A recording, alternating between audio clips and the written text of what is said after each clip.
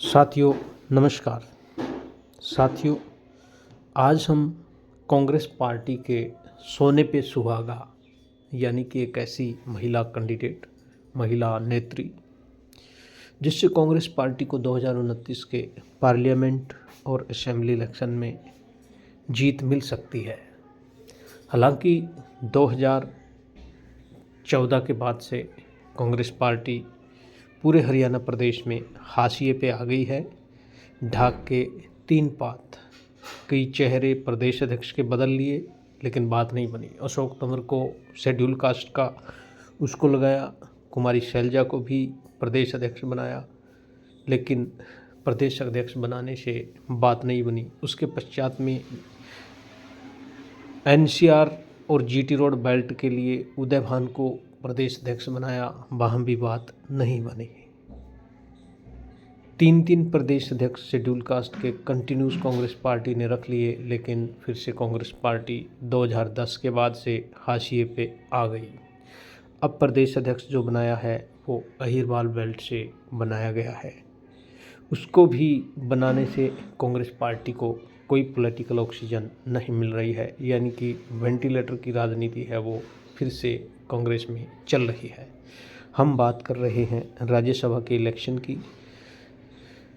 मार्च में होने वाले हरियाणा में राज्यसभा के इलेक्शन के लिए अगर कांग्रेस पार्टी बीके हरिप्रसाद तो हरियाणा में पहले भी प्रभारी रह चुके हैं।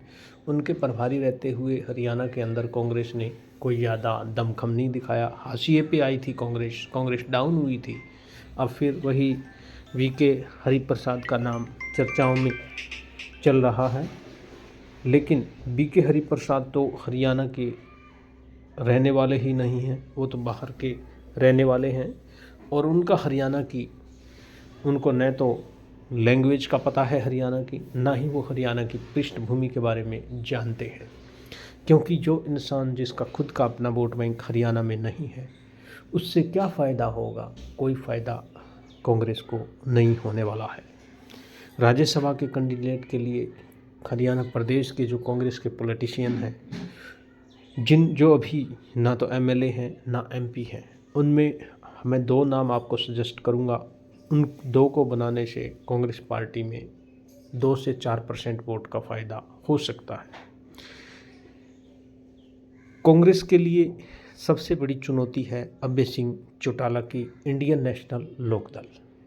इंडियन नेशनल लोकदल का जनाधार सिरसा में बना हुआ है और सिरसा लोकसभा में आज इंडियन नेशनल लोकदल के पास में 2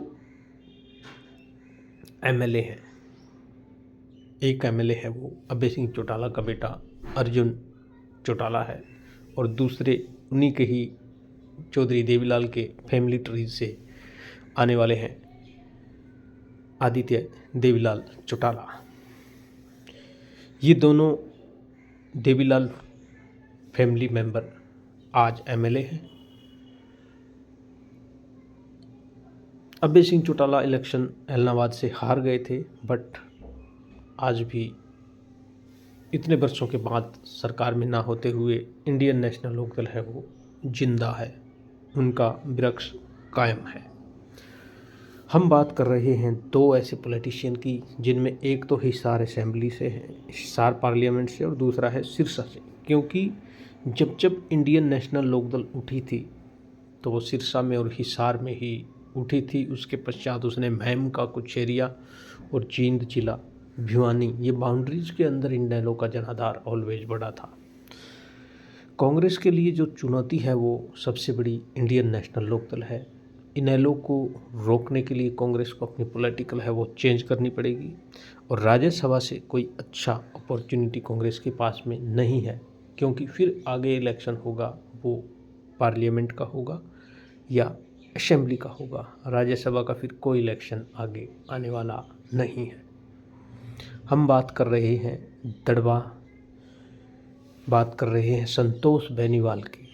संतोष बेनीवाल हैं वो जिलाध्यक्ष भी सिरसा की हैं और कांग्रेस पार्टी में बड़ा पद भी उनके पास में है। अगर कांग्रेस पार्टी संतोष बेनीवाल को राज्यसभा भेजे तो फिर कांग्रेस के पास में सोने पे सुहागा है। हालांकि बीके हरिप्रसाद से कांग्रेस को कोई फ़ायदा हरियाणा में नहीं मिलने वाला और ना ही सेंटर के इलेक्शन में मिलने वाला है। संतोष बेनीवाल एक न्यू पॉलिटिशियन है, उभरती हुई नेत्री हैं और अच्छी वेल एजुकेटेड है। उससे कांग्रेस पार्टी को सिरसा पार्लियामेंट में जो जनाधार उसका बना हुआ है उसमें काफ़ी फ़ायदा 2029 के पार्लियामेंट और असेंबली इलेक्शन में मिल सकता है। और दूसरा जो कैंडिडेट है वो है रामनिवास खुड़ेला, यानी कि बैकवर्ड ए से आते हैं। भारतीय जनता पार्टी ने पहले ही ऑलरेडी बैकवर्ड ए कैटेगरी में रामचंद्र जांगड़ा को राज्यसभा भेजा हुआ है और जाट से कम्युनिटी से किरण चौधरी को भी भेजा हुआ है। हालांकि कांग्रेस पार्टी बैकवर्ड ए के साथ में जब थी जनाधार में रही थी, सरकार बनी थी। जैसे जैसे बैकवर्ड ए बीजेपी के साथ में अलाइन हुआ तो कांग्रेस पार्टी का जनाधार है वो हरियाणा से ख़त्म होने लगा था। आप कोई भी इलेक्शन उठा के देख सकते हैं, जो बैकवर्ड क्लासेस ए के पॉलिटिशियन बीजेपी में गए, पहले वो किसी और पार्टी में थे, चाहे वो इनेलो में थे या कांग्रेस में, उनके जाने से कांग्रेस पार्टी पूरी तरह से हरियाणा में सिकुड़ गई और उसका जनाधार है वो धीरे धीरे ख़त्म होता गया। रामनिवास खुड़ेला बार बार कहते हैं कि वो स्ट्रॉन्ग पॉलिटिशियन हैं, वो लोकसभा का इलेक्शन लड़ेंगे, ज़रूर लड़ेंगे। अगर वो लोकसभा का इलेक्शन लड़ेंगे तो सीधा सा है कि कांग्रेस पार्टी के कई पॉलिटिशियन हैं वो 2029 के इलेक्शन में लपेटे में आएंगे और कांग्रेस पार्टी और भी डाउन हो सकती है। अगर रामनिवास खुड़ेला को कांग्रेस पार्टी राज्यसभा भेजती है तो कांग्रेस पार्टी के पास में हरियाणा में एक बैकवर्ड ए से सांसद हो जाएगा, जो रामकुमार जांगड़ा हैं, रामचंद्र जांगड़ा, उनके बराबर का एक पॉलिटिशियन कांग्रेस के पास में होगा। और बैकवर्ड ए का जो बड़ा जनाधार हरियाणा में माना जाता है वो कांग्रेस पार्टी के साथ में अलायन हो सकता है। इसके अलायन होने से कांग्रेस पार्टी को 2029 के पार्लियामेंट इलेक्शन में और असेंबली इलेक्शन में 5 से 7% वोट का फ़ायदा हो सकता है। जहां कांग्रेस पार्टी 2 से 3 हज़ार वोट से हारी है, वो सीटें आफ्टर डेलिमिनेशन कांग्रेस के पास में वापस आ सकती हैं।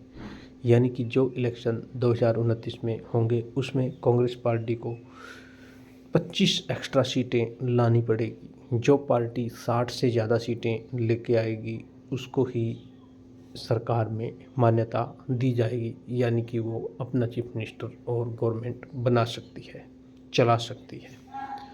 तो ये आज का जो विश्लेषण है साथियों, हमने ये 2 कैंडिडेट कांग्रेस पार्टी के लिए हरियाणा प्रदेश से ही रखे हैं और बीके हरिप्रसाद के ऊपर हम मोहर नहीं लगाते, क्योंकि बीके हरिप्रसाद हरियाणा की पृष्ठभूमि से नहीं है, हरियाणा में उनका कुछ कोई जनाधार नहीं है, वो आउट स्टेट से हैं, बाहरी हैं। और कांग्रेस को हरियाणा के ही जो पॉलिटिशियन हैं कांग्रेस पार्टी के, उनको भेजना चाहिए। अंतिम फैसला राहुल गांधी, प्रियंका गांधी, सोनिया गांधी, कांग्रेस पार्टी की सेंट्रल कमेटी लेगी। अगर वो चाहती है कि बीके हरिप्रसाद उनके डाटा में, उनकी परिस्थितियों में वेल फिट बैठते हैं, तो फिर बीके हरिप्रसाद को कांग्रेस पार्टी राज्यसभा भेज सकती है। तो हम अब चाहते हैं कि जनता के क्या ओपिनियन है, क्या कमेंट्स हैं, तो आप इस वीडियो के लिए अपने कमेंट्स और अपने विचार रखें। क्या संतोष बेनीवाल को या रामनिवास खुड़ेला को कांग्रेस पार्टी को राज्यसभा कैंडिडेट बनाना चाहिए या फिर पैराशूट कैंडिडेट उतारना चाहिए? धन्यवाद।